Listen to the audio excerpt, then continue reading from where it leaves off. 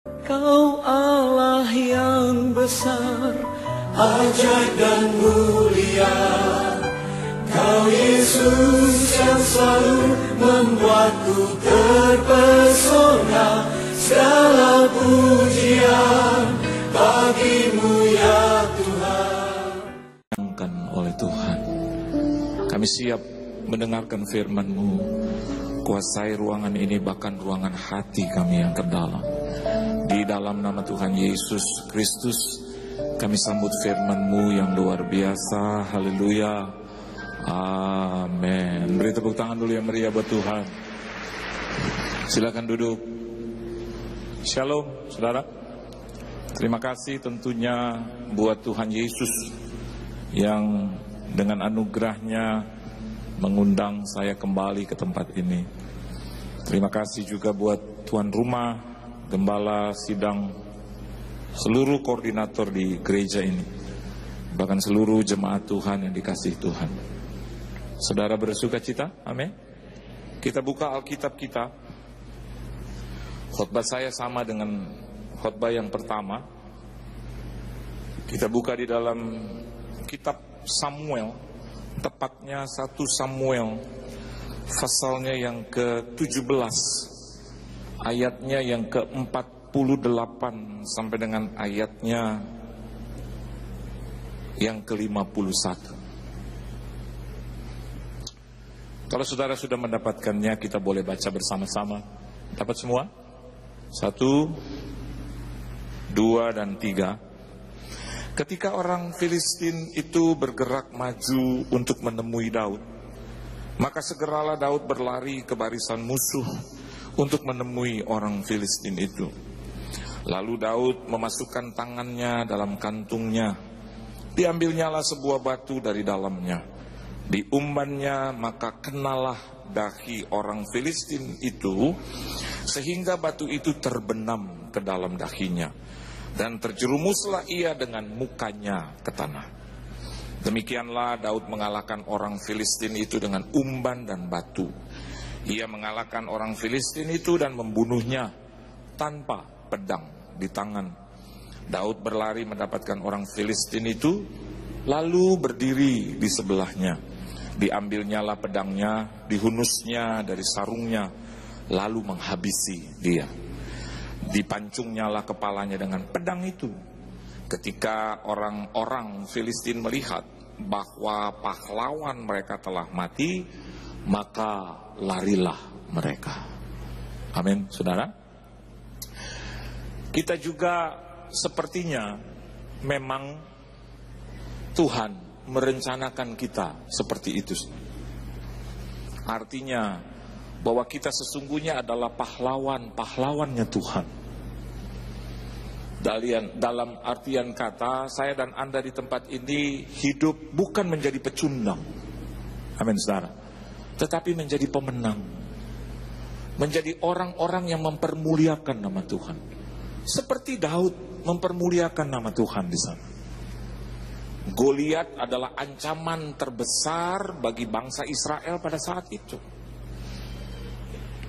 Dia adalah musuh yang sangat ditakuti. Bukan hanya orang berhadapan dengan dia saja sudah gemetar, menyebut nama dia saja, orang sudah gemetar dan ketakutan. Kenapa demikian? Dia menjadi satu momok bagi bangsa Israel pada saat itu. Hari ini, hal yang seperti itu juga seringkali kita alami. Di dalam kehidupan, tidak ada satupun di ruangan ini yang tidak memiliki masalah. Meskipun masalahnya berbeda-beda, tetapi tetap substansinya sama, yaitu masalah. Persoalan yang mendera kehidupan kita dan rasanya sulit untuk dikalahkan. Tapi percayalah saudara, kata sulit bukan berarti tidak bisa dikalahkan. Amin, saudara. Kata sulit memang seringkali berlaku di dalam hidup. Tetapi kita tahu bahwa setelah kita menerima Yesus sebagai juru selamat, sulit itu bukan berarti tidak bisa dilakukan. Karena bersama dengan Yesus kita cakap menanggung banyak hal. Kita cakap menanggung segala perkara. Nah, hari ini kita bisa belajar dari cerita yang baru saja kita baca. Bahkan di ayatnya yang ke-51, di situ dikatakan ketika orang-orang Filistin melihat. Bisa saja terjadi ketika keluarga, ketika komunitas kita, teman-teman rekan kita, orang-orang dekat, orang-orang yang mengenal kita melihat bahwa ternyata pekerjaan Tuhan atau kuasa Tuhan itu dinyatakan dalam kehidupan kita. Maka yang terjadi adalah larilah mereka. Dengan kata lain, bahwa mereka merasakan ada kekuatan yang luar biasa yang keluar dari kehidupan kita. Mungkin saya dan Anda di tempat ini adalah pribadi-pribadi yang tidak diperhitungkan sama sekali. Kita adalah orang-orang mungkin yang just simple. Orang-orang yang tidak dihitung akan bisa melakukan pekerjaan itu. Akan bisa keluar dari persoalan itu. Tetapi Alkitab sudah mencatat bahwasanya pahlawan-pahlawannya Tuhan, ketika Tuhan bersama dengan seseorang, maka kuasa Tuhan itu bekerja dan orang itu akan diangkat tinggi oleh Tuhan. Oleh sebab itu jangan cepat-cepat menyatakan bahwa saya sudah habis. Jangan cepat-cepat menyatakan sudah berakhirlah hidup saya, sudah selesailah hidup saya. Tidak seperti itu. Karena Tuhan masih memiliki banyak rencana dalam hidup kita. Amin, saudara. Ya, siapapun kita, tua muda di tempat ini, rencana Tuhan masih boleh terjadi kok. Kenapa demikian? Karena Tuhan masih membiarkan kita hidup, berarti ada masih begitu banyak rencana Tuhan terjadi dalam kehidupan kita. Beri tepuk tangan yang meriah buat Tuhan. Tetapi ada hal yang perlu kita simak dan kita pelajari. Bukan hanya menjadi orang-orang yang mengulas, yang mengkritisi. Oh, itu sederhana, ya. Itu gampang. Everybody can do that, ya. Kita lihat sekarang muncul pengamat-pengamat, ya. Kita muncul, ya. Kalau di TV, ya, kita dengar begitu. Dan kadang-kadang, ya, bukan kita meremehkan mereka. Itu mungkin pekerjaan yang biasa mereka lakukan. Tetapi untuk menjadi pelaku itu loh yang penting. Bagaimana firman Tuhan itu berlaku dalam kehidupan kita, itu yang harus kita maknai. Itu yang harus kita bukan hanya pelajari, tapi itu yang harus masuk di dalam kehidupan kita. Ini adalah contoh yang sederhana, bahkan cerita tentang Daud dan Goliat sampai hari ini masih dibicarakan.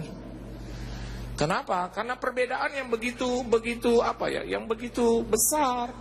Kalau head to head, ya katakanlah kalau di olahraga, di tinju atau di pertandingan olahraga atau yang lain, kita bisa melihat banyak orang prediksi kalah lah. Dari postur, dari performance gitu ya. Mungkin dari pengalaman demikian, karena kan Daud belum pernah terbukti dalam arti skala yang luas. Sedangkan Goliat, kalau orang lihat penampilan, wah. Kalau lihat postur, bahkan lihat gesture saja tuh orang udah wow. Dia nguap sedikit aja orang udah lari gitu loh, nguap gitu. Karena tinggi, besar gitu, dan dengan dengan cerita-cerita heroik di belakangnya. Gitu. Buktinya orang-orang Filistin sangat mengagungkan dia.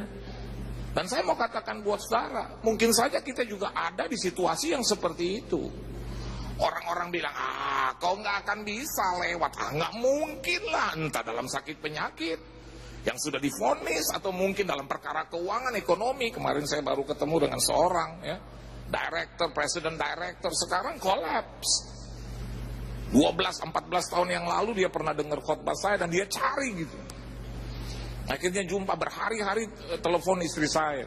Saya pergi ke banyak daerah gitu. Dan istri saya bilang gak bisa ketemu hari ini, besok juga gak bisa, lusa gak bisa, tapi terus. Sehingga akhirnya dia jumpa gitu dengan saya, jam 12:30. Ya. Dia bilang, di mana Bapak Yohan ada, saya akan datang. Terus saya bilang, saya tinggal di Kelapa Gading Pak, kalau mau mudah. Dia bilang, oh ya udah saya kejar ke situ.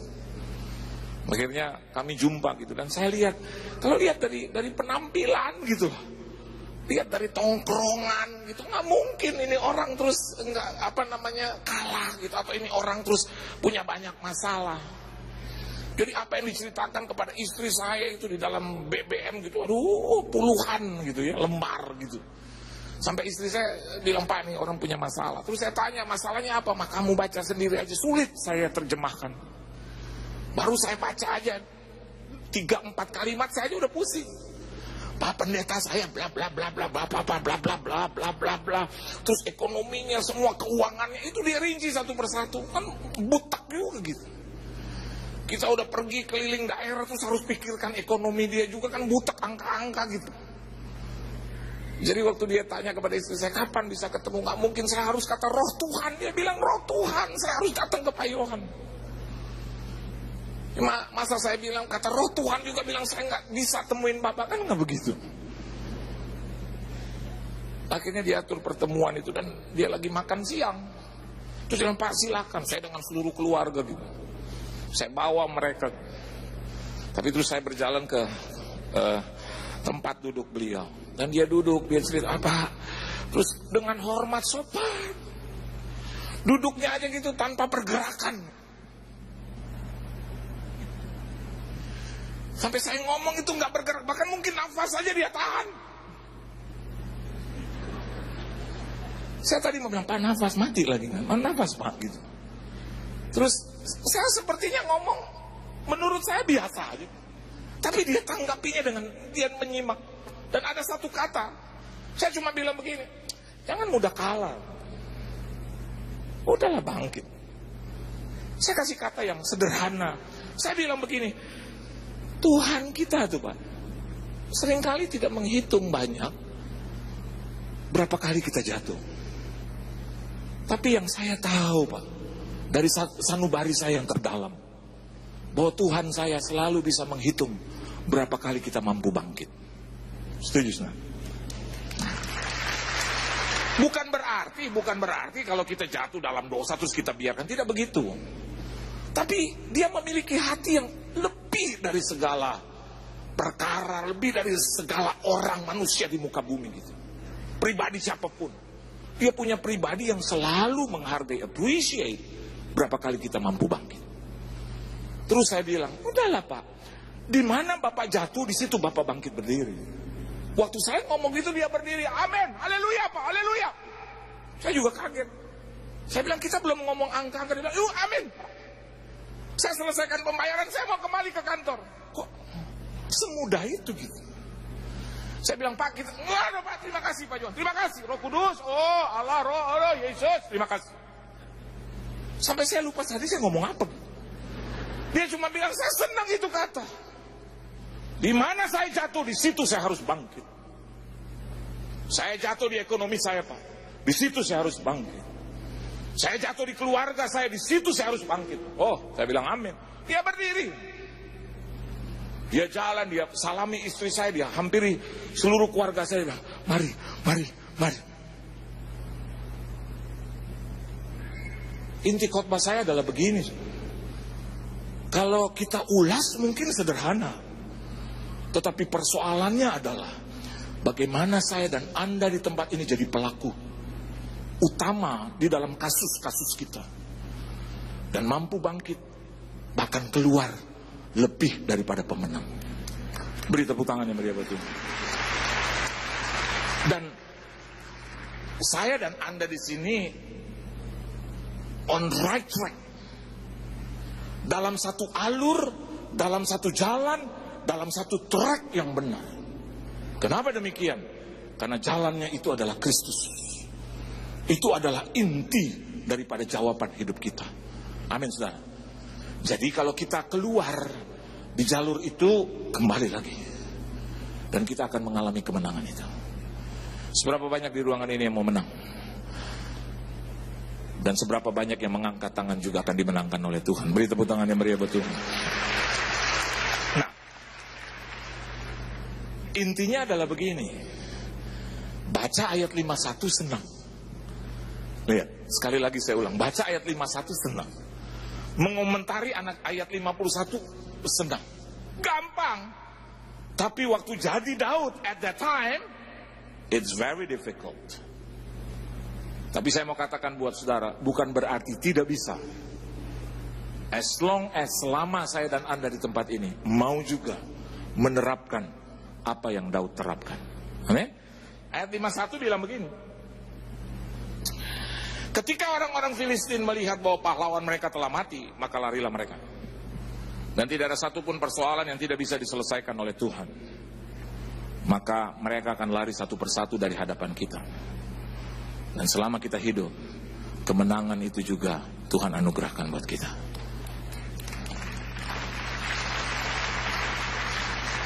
Dari 4 ayat ini, ada 4 jawaban. Ada 4 kriteria yang juga harus kita miliki, sama seperti Daud miliki. Yang pertama, ayat 48. Ayo kita baca sama-sama ayat 48. Jangan lihat saya dulu, lihat Alkitab dulu.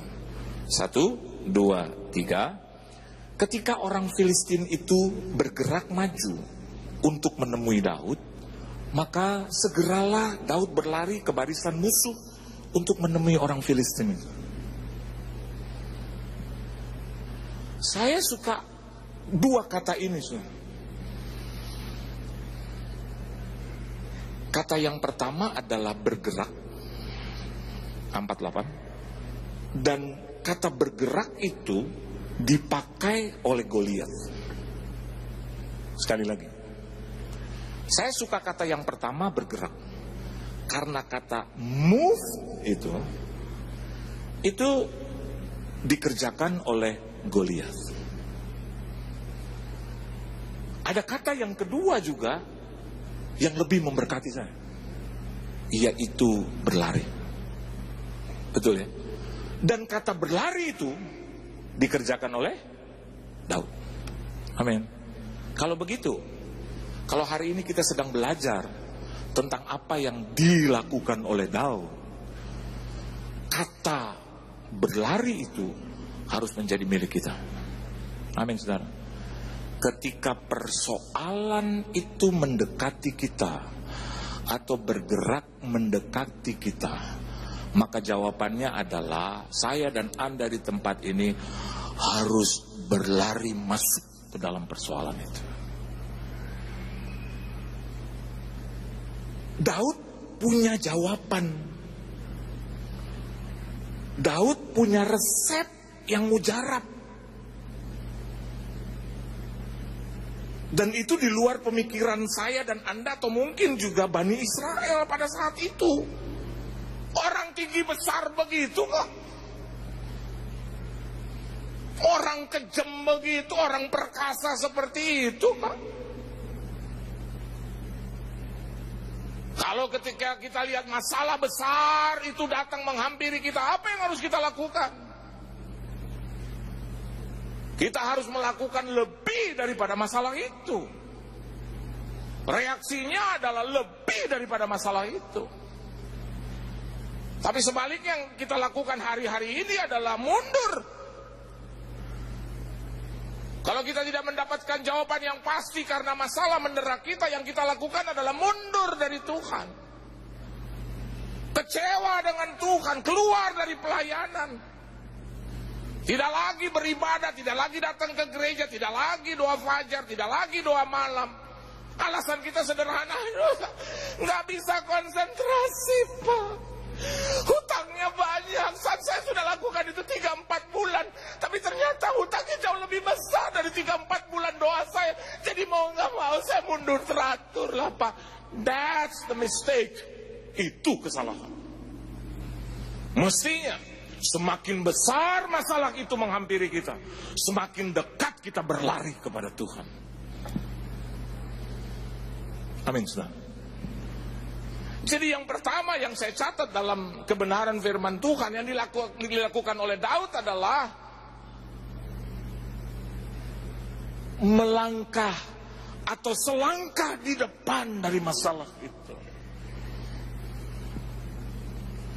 Seringkali kita menunggu masalah baru kita datang kepada Tuhan. Tapi yang benar adalah jauh sebelum masalah itu hadir, kita sudah ada di dalam Tuhan. Selangkah di depan. Beri tepuk tangan yang meriah, betul.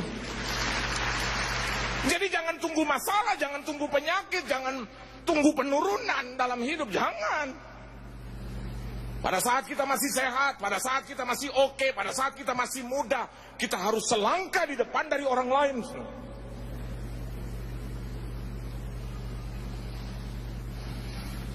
Orang yang gak ada masalah, orang yang di luar Yesus aja rajin beribadah. Halo? Orang yang di luar Kristus saja luar biasa mereka berpuasa 30 hari. Betul apa betul? Kenapa kita tidak bisa lakukan itu? Dan kita bilang, oh Allah kita hebat, Allah kita luar biasa, nanti dia akan melakukan segala sesuatu. Allah itu tergantung kita, Tuhan itu tergantung kita. Kalau kita sungguh-sungguh di dalam Dia, maka berkatnya juga sungguh-sungguh hadir dalam hidup kita. Jadi poin yang pertama, one step ahead, selangkah di depan. Saya mungkin pernah cerita begitu buat Anda. Saya lupa apakah saya sampaikan di sini. Saya pernah dengar satu pendeta bilang, waktu khotbah, saya tuh nggak pandai kritik kalau pendeta khotbah, tapi saya selalu dapatkan yang baik-baik. Karena saya pikir dibandingkan dengan dia yang ada di atas panggung, pasti dia punya hikmat, kebijaksanaan, akal budi marifat pada saat itu gitu. Tapi ada satu yang saya maknai. Ada satu pendeta bilang begini, Bu. Saudara-saudara, Anda sudah tahu dari bahasanya orang Jawa. Saudara-saudara, saya ini tiap hari berdoa setidak-tidaknya itu 1 jam. Nah saya itu pada saat lagi mau melayani Tuhan dan sedang menjadi pendeta yang dari awal. Saya lihat beliau di hadapan ribuan orang. Dan dia ngomong begitu, saya tidak punya kemampuan apa-apa, tapi saya ini selalu ada waktu buat Tuhan itu 1 jam. Hati kecil saya bilang begini, dia aja yang saya lihat sudah mapan, punya waktu 1 jam, saya aja yang masih papan. Dia kan mapan, saya nih masih papan. Terus saya introspeksi diri, sejam aja saya nggak lakukan itu. Harusnya begitu kalau dengar khotbah. Terus saya bilang, pantas dia diberkati. Kalau begitu aku pulang, jawabanku adalah 2 jam, selangkah di depan. Amin. 2 jam. Saya pulang, saya sediakan itu bantal, saya sediakan itu tempat, saya kasih obat nyamuk dulu itu baik, saya rapikan. Terus jam 12 malam saya duduk, terus mulai saya nyanyi, haleluya, oh glory, glory, glory. Tapi hati kecil, dia bisa 1 jam, aku harus 2 jam Tuhan. Kalau dia ditolong, aku pun juga, dia 1 jam, aku 2 jam. Pasti aku ditolong lebih Tuhan. Oh dengar ini, aku tidak akan keluar dari doaku kalau belum 2 jam. Yesus haleluya. Dan engkau harus memperlakukan sama Tuhan. Kalau MK saja mau memperlakukan sama, apalagi aku engkau Tuhan gitu. Harus Tuhan, dia sama di hadapan engkau. Aku dan dia tiada beda, cuman beda dia 1 jam, aku dulu 5-7 menit Tuhan. Sekarang aku mau susul itu jadi 2 jam Tuhan gitu. Itu ceritaan saya, tapi saya cuma haleluya, glory bagi namamu Tuhan. Kalau belum 2 jam aku tidak akan keluar, tidak akan keluar. Tiap hari saya praktekkan itu, 2 jam, 2 jam. Karena hutangnya cukup banyak. Karena juga kebutuhannya banyak. Karena permintaannya juga banyak. Udah. Kira-kira 7 bulan, 8 bulan kemudian, saya dengar satu pendeta lagi. Anda tahu dari logatnya, Bapak Ibu di tempat ini, saya ini adalah orang biasa sebetulnya, tapi yang membuat saya luar biasa adalah Kristus. Dan saya hampiri dia tiap hari, saudara, 2 jam. Saya dengar itu, saya bilang, wah itu pendeta yang Jawa kalau begitu kalah dengan dia. Dia 2 jam. Jadi saya punya penyakit. Dulu saya cuci darah, saudara, tapi tiap hari, pagi malam, sejam. Terus saya cek and recheck. 2 jam aku pikir hebat. Ada yang 2 jam.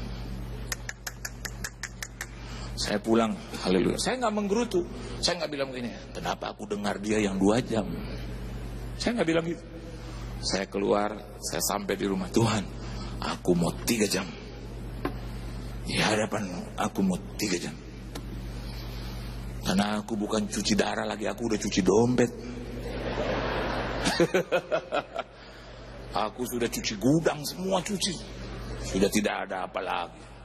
Dia aja yang baru darah 2 jam, apalagi aku nih yang gak punya apa-apa. Gak usah dicuci, sudah ngambang keluar semua ini. Wah, saya tambah 3 jam.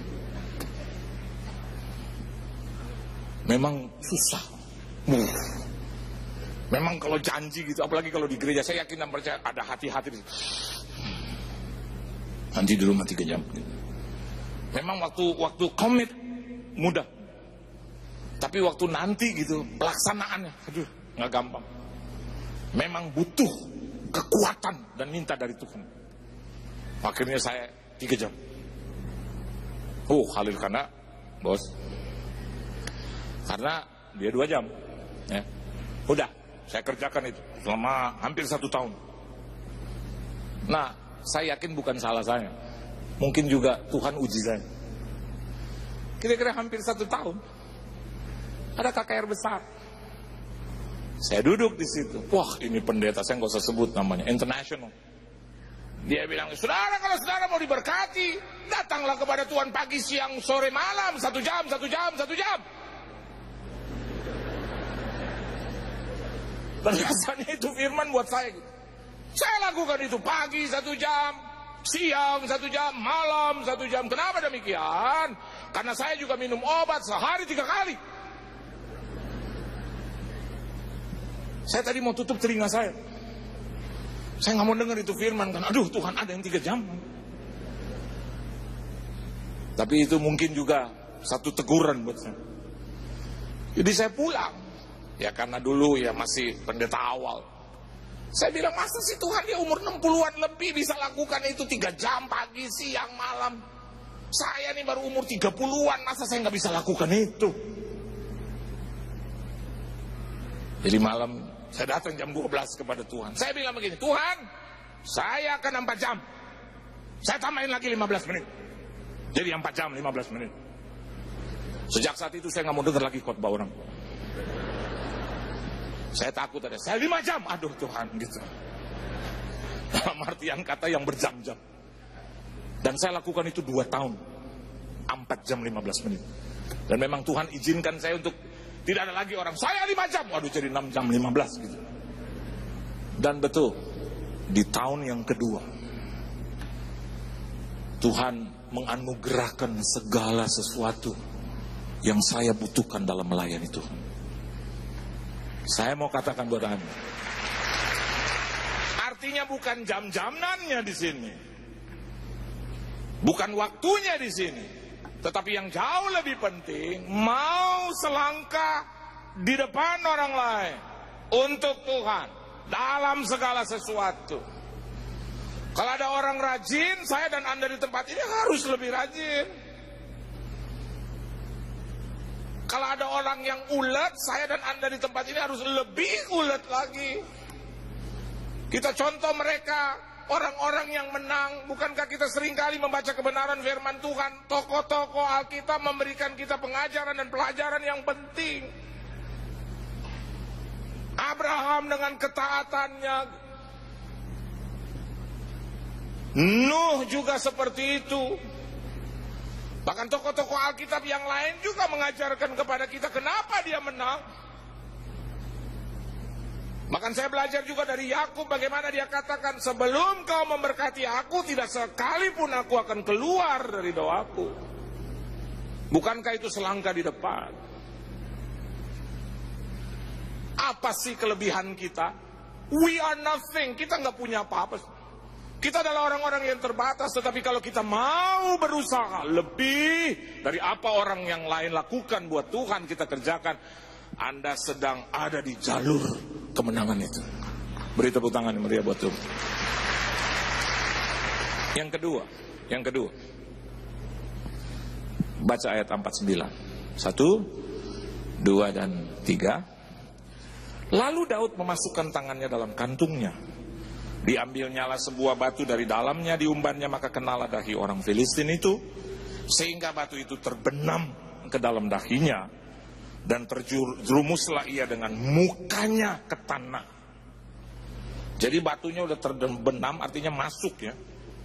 Tadi saya katakan di khotbah yang pertama itu tembus, maksudnya tembus dahi gitu. Bukan pengertian tembus sampai di luar kepala. Tembus, terbenam kan, terbenam. Berarti tembus gitu ya. Pengertiannya harus di situ, tembus. Saya tidak bilang tembus sampai keluar kepala, tapi tembus. Tembus dahi, terbenam, masuk. Ini adalah satu, bukan technical knockout, tapi ini kalah total.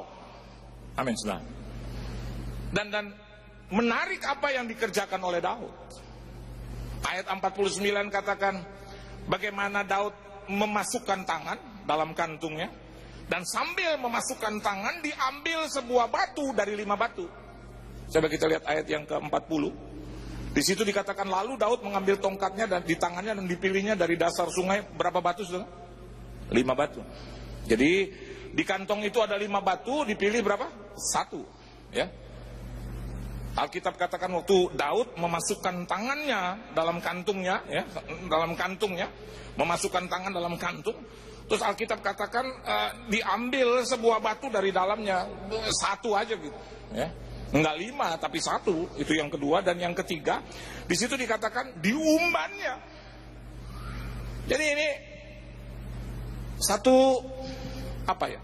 Satu peristiwa yang di dalamnya ada 3 kegiatan gitu. Ada 3 langkah gitu yang dikerjakan oleh Daud begitu piawai dia. Dari memasukkan tangan ke kantung sehingga mendapatkan 1 batu dan terus mengumban, itu bukan sesuatu pekerjaan yang mudah. Amin, saudara. Dan yang lebih hebatnya lagi, kalau kita hubungkan dengan ayat yang ke-48, he did it, dia lakukan itu while he was running. Amin, saudara. Lihat, dia lakukan itu pada saat dia berlari. Atau dalam perkataan bahasa Indonesia, dalam posisi sedang berlari. Dia masukkan itu tangan, terus dia pilih 1 batu gitu ya. Terus dia umban begitu. Itu dalam satu kesempatan, 3 kegiatan yang dirangkum jadi 1 in a row. Wow. Tadi pagi saya bilang sama jemaat, teriak wow. Saya mau ulangi yang sama. Wow. 1, 2, 3. Wow. Dari ayat 49 saya dapat kesimpulan, revelation. Ini butuh 1 tangan yang cekatan. Amin. Sekali lagi, apa? Tangan yang cekatan. Dan kalau kita bicara tentang tangan yang cekatan, pasti kita bicara juga tentang latihan. Amin. Pengertiannya, kalau saya dan Anda di tempat ini biasa beribadah, melatih kaki ini untuk datang ke gereja tiap hari Minggu, kebaktian tengah minggu, latih kaki ini. Bahkan latih tangan ini untuk ku pandang wajah-Mu, firman-Mu Tuhan, berita bagi kakiku. Terang bagi jalan-jalanku. Kelihatannya orang bilang, ngapain sih lu? Tentara bukan, hansip bukan. Firman-Mu Tuhan, berita bagi kakiku. Janji-Mu, terang bagi jalan-jalanku. Waduh, jangan lelah bekerja di ladangnya Tuhan, ya. Ratakan tanah bergelombang, timbunlah tanah yang berlubang, menjadi siap dibangun di atas dasar iman. Latih. jangan lelah. Saya yakin dan percaya ketika Anda masuk di usia 70, 78, jangan lelah, bekerja di ladangnya Tuhan. Ini metabolisme akan bergerak. Dan ingat baik ini dilakukan buat Tuhan dan Tuhan akan jagai kesehatanmu.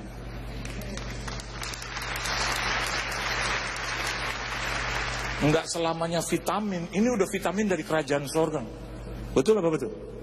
Kalau Anda biasa latih matamu begitu, bukan cuma lihat barang-barang di mall.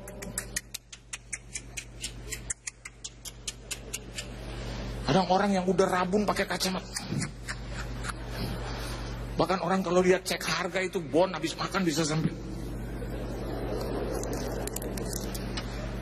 Ada teman saya kalau saya sedang makan sama dia tuh, aduh, di Jakarta. Itu kalau ambil bon, Pak, bon. Makannya aja kita tuh cuman 45 menit. Tapi dia cek bon bisa hampir 45 menit.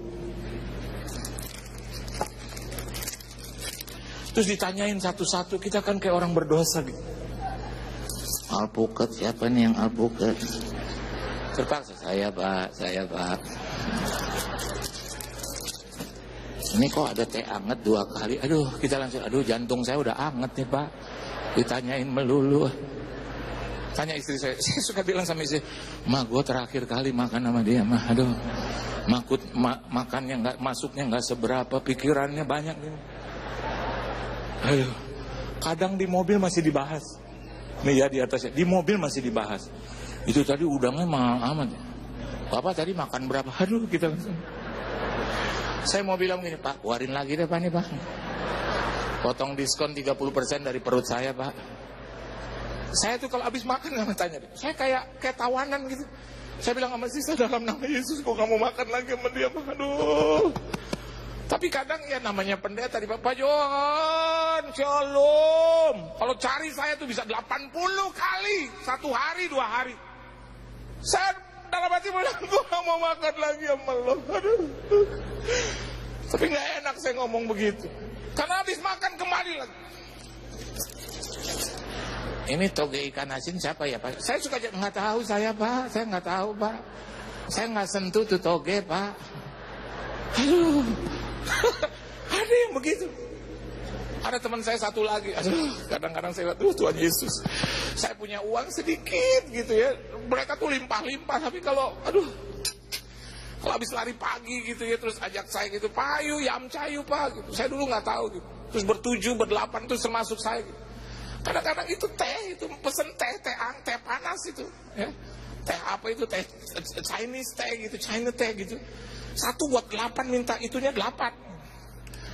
Terus begitu selesai, tolong refill lagi gitu. Udah selesai Pak, tolong lagi refill. Sampai si mbaknya bilang gini, udah putih Pak, tehnya udah putih. Kita kan gini, aduh Tuhan Yesus. Terus saya bilang, kok pesen aja 1 yang baru. Enggak Pak, masih coklat.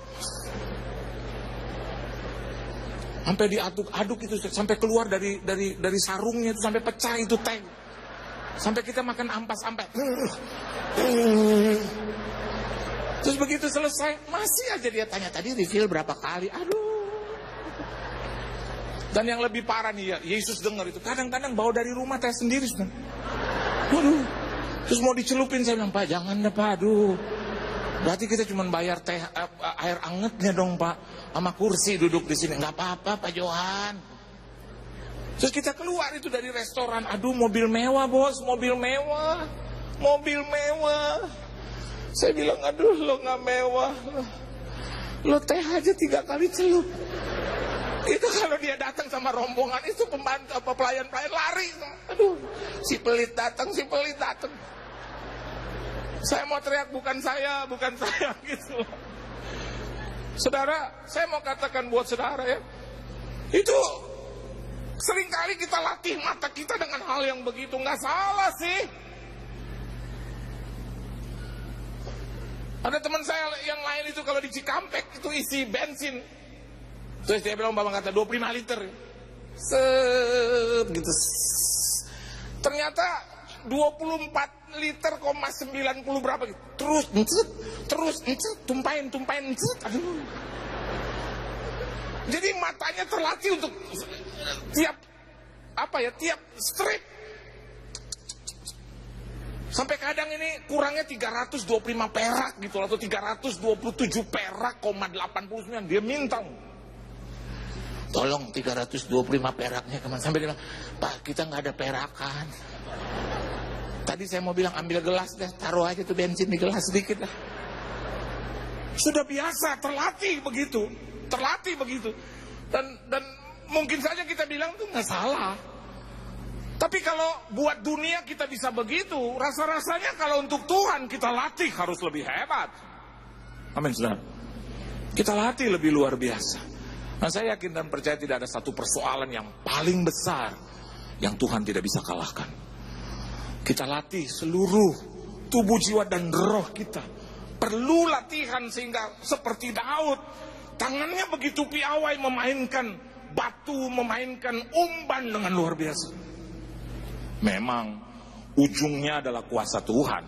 Memang ujungnya adalah anugerah Tuhan. Tapi saya yakin dan percaya anugerah dan kuasa Tuhan itu dinyatakan pada saat saya dan Anda di tempat ini juga mau berusaha bekerja sama dengan Tuhan sebaik-baiknya. Latih hidup kita, maka kita juga akan menang. Dan perkara yang ketiga, ayat yang ke-50. 10 menit lagi selesai. Baca sama-sama ayat 50. 1, 2, 3. Demikianlah Daud mengalahkan orang Filistin itu dengan umban dan batu. Ia mengalahkan orang Filistin itu dan membunuhnya tanpa apa, saudara? Tanpa pedang di tangan. Bukan berarti bahwa pedang itu tidak penting. Tetapi yang jauh lebih penting adalah bagaimana kuasa Tuhan itu bermanifestasi. Betul. Kadang harta itu, kadang materi itu bukan sesuatu yang terutama. Amin, saudara. Tetapi kehadiran Tuhan itu yang membuat berimbas materi dan harta itu mengalir. Kalau kita baca ayat 50 berarti bukan Daud tidak memiliki senjata hebat. Tapi Alkitab mengajar kepada kita, meskipun sederhana, tetapi di dalamnya itu, atau rohaniahnya itu, yang membuat kita jadi hebat. Jangan terpukau dengan hal-hal yang bersifat lahiriah. Pedang itu hal-hal yang bersifat lahiriah, materi. Dan ternyata dibuktikan bahwa Goliat yang hebat itu tidak dibunuh dengan pedang atau dikalahkan dengan pedang, tapi dengan batu yang diumban melalui dari tangan Daud. Tangan yang terlatih, orang yang selalu selangkah di depan. Maka orang itu tidak harus kelihatannya hebat amat sekali, tapi seringkali mungkin dari kehidupan yang sederhana, dari hal yang biasa saja, tapi asal rohaninya itu hebat, maka orang itu akan memenangkan juga pertarungan. Sehat rohaninya. Di dalamnya itu ada roh, ada keilahian yang luar biasa. Ya, saya namakan ya simply divine. Ya, satu aliran dari kuasa yang maha besar yang tidak terlihat. Ya, seringkali kita abaikan dan kita remehkan kuasa yang tidak terlihat itu, tapi sesungguhnya justru itu adalah yang terbesar. Kalau kita lihat barisan musuh, kalau kita lihat barisan orang Filistin dan ada di situ Goliat yang lebih besar dari mereka, itu sudah sangat amat menakutkan secara lahiriah. Tetapi Daud, orang yang kecil, sederhana, tetapi memiliki keilahian yang luar biasa. Itu yang membuat dia menang. Hari ini tidak harus ya kita memiliki segalanya, tapi di balik kesederhanaan kita ada kedewasaan rohani. Saya yakin dan percaya Itu yang membuat kita bertahan. Amin, saudara. Dalam banyak hal itu yang membuat kita bertahan. Ya. Saya bisa melihat ada begitu banyak orang yang menang. Bukan orang-orang yang kelihatannya hebat, dahsyat, luar biasa. Justru yang kelihatannya hebat, luar biasa begitu, jatuh persatu, satu persatu jatuh. Tapi kita lihat siapa sangka gitu, ya. Kelihatannya sederhana, ya. Kelihatannya rakyat banget. Kelihatannya dari biasa-biasa tetapi bisa mengguncang. Hari ini bukankah di dalam kita adalah roh yang hebat itu? Kita memiliki modal yang luar biasa, saudara. Amin. Meskipun penghasilan kita sederhana, tetapi roh itu bisa merubah penghasilan sederhana menjadi penghasilan yang luar biasa. Saya lihat dari hidup mama saya. Kalau Anda lihat mama saya itu sederhana. Jalannya aja juga waktu di usia 76 tahun itu susah. Bahkan kalau lihat saya cuma Yohan, ngomongnya aja halo. Tapi jangan tanya keilahian. Wow.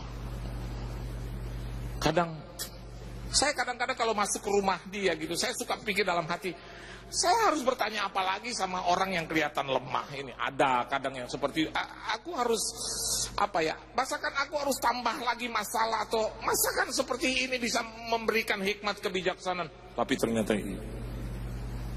Bahkan kalau ke rumah saya itu duduk harus taruh, supaya nggak jatuh, suka goyang. Ini lahiriah. Waktu dia duduk, dan ketika dia sedang makan, atau sedang nonton TV, kadang-kadang saya lihat dengan mata kepala suka, kalau saya ngomong, ini, dia masih, kok di hitungan ke-5, ke-7 menit gitu, kok nggak ada jawaban, dan saya lihat ibu saya udah. Terus hati kecil bilang gini, ya belum juga tanya tentang jawaban hidup udah. Tapi seperti ada roh Tuhan bilang kepada saya, dekati dia, tanya kepada dia. Kau mau tanya apa? Tanya. Nanti aku akan menjawab melalui dia. Jadi saya suka duduk di sebelah dia tuh, saya suka usap. Dia punya paha gitu. Hai ma, ngantuk ya? Terus dia, enggak, loh kok tadi tidur gitu kan? Enggak, lihat. Divine. Enggak. Ada apa? Gini mas, sebenarnya gak mau nyusahin mama sih. Tapi aku mau tanya sama siapa lagi? Oh iya, tanya sama Tuhan. Aku udah berdoa, tapi aku minta kepastian gitu kan. Mama kan yang mengenalkan aku kepada Yesus. Terus dia, apa? Iya, kadang-kadang aku bisa, aku mengalami bla bla bla bla. Belum, baru cuma 2 menit cerita. Itu semua bisa ditanggulangi oleh Tuhan. Aku belum cerita habis, Tuhan sudah tahu segala persoalan. Tapi begini, sudah. Dia pegang kepala saya tuh. Nanti kamu akan lihat betapa hebatnya dia. Tapi nanti kalau terjadi, enggak akan. Itu prediksi kamu. Tapi prediksi Tuhan dan hasilnya sangat beda dengan prediksi manusia. Lama-lama gede gitu. Gitu ya, sangat begitu.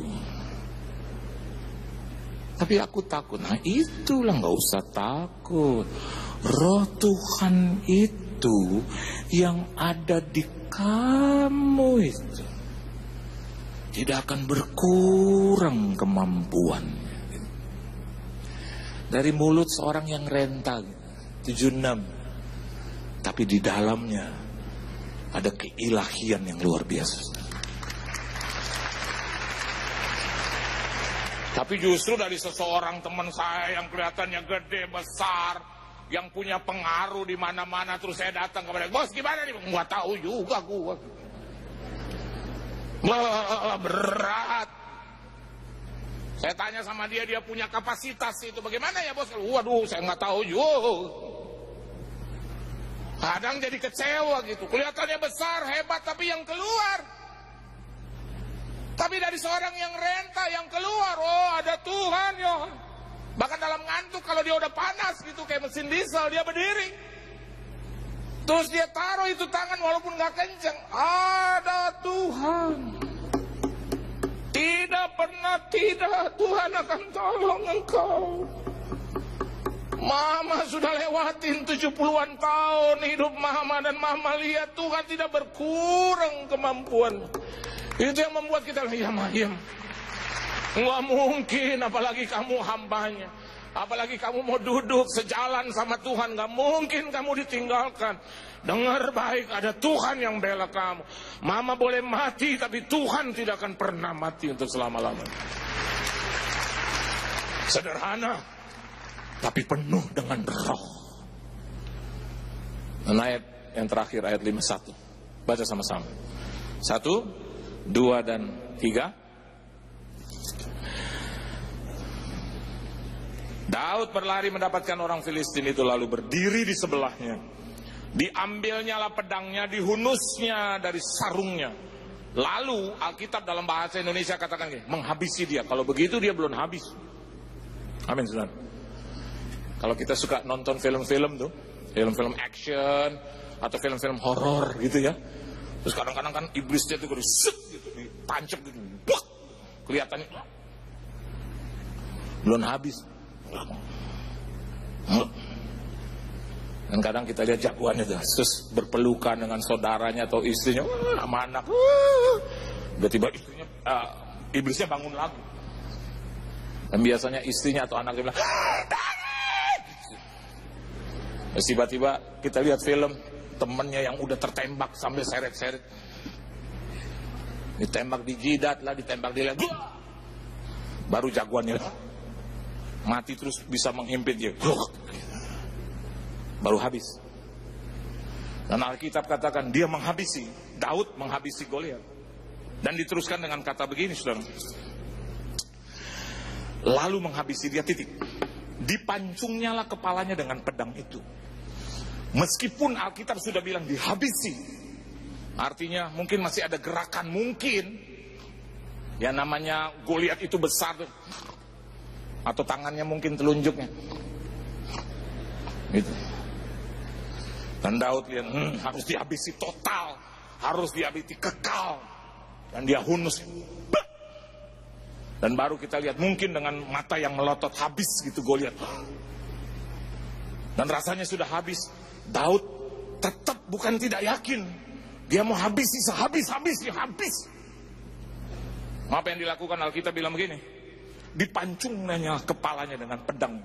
Dia angkat itu kepala dia, bus, kan terpisah. Dan menurut saya mungkin dia angkat di hadapan orang-orang Filistin. Kita suka lihat juga di film kan, orang Filistin lihat, waduh, bisa begitu tuh kepala gitu. Lari dong, betul nggak? Tolong. Ini yang keempat yang kita bisa petik, kita harus selesaikan dengan baik, finishing well. Saya diberkati juga frame ini atau phrase ini dari tema yang diangkat oleh gereja Anda pada saat saya khotbah di sini tentang finishing well. Betul, ternyata di Alkitab juga dikatakan ini. Bagi saya dan Anda di tempat ini, jadilah orang yang bertanggung jawab. Amin, saudara. Selesaikan hidup kita dengan baik. Selesaikan segala sesuatu yang Tuhan percayakan kepada kita dengan baik. Dan pasti berkatnya juga Tuhan akan selesaikan dengan baik. Tuhan memberkati saudara.